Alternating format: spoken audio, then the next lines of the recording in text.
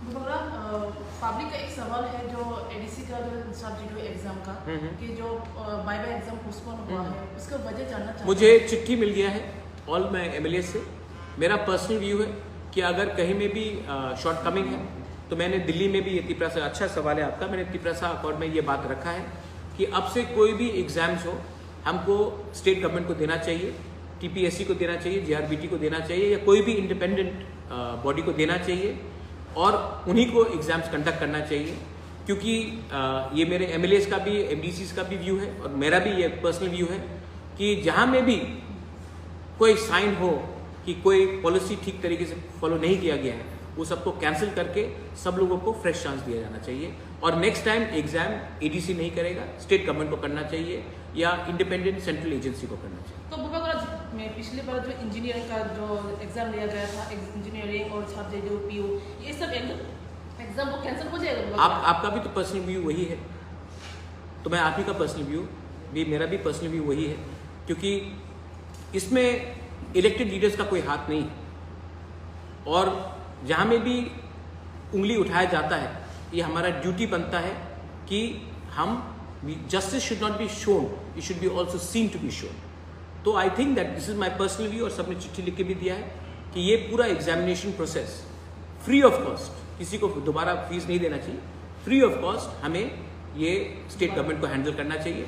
यही बात मैंने चीफ सेक्रेटरी से भी बात किया है और दिल्ली में भी जब हमारा मीटिंग हुआ तो मैंने कहा कि अगर ये होता है तो अच्छा रहेगा क्योंकि इंडिपेंडेंटली ही एग्जामिनेशन दिया जाना चाहिए।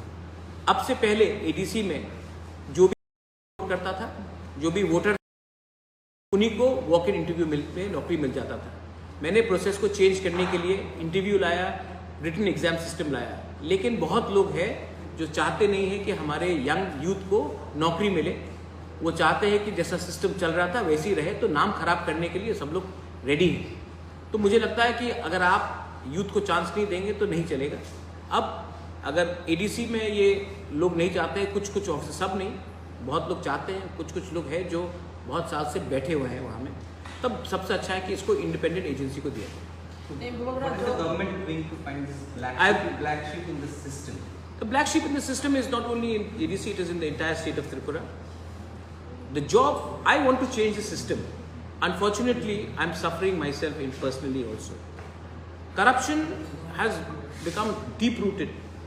But the fact is that if I give up today, then the young generation will never get a solution. If 99% people think it is wrong, then for 1%, I'm not going to betray the 99%. Many people also, I had said that 10,323 teachers. I raised that subject in Delhi also. Because I think that I had given them a commitment, my personal commitment. People ask me, क्या हो रहा है? At least today is not election. Still I have gone and spoken. एक time relief भी इनको दे दो. So I think that Tripura needs, after the floods, how many people have suffered? How many people are unemployed? And we need to come out with a clear policy. ADC and the state government, whoever it is, needs to also come out with a process where justice is seen to be done. And I think for that we have to work together.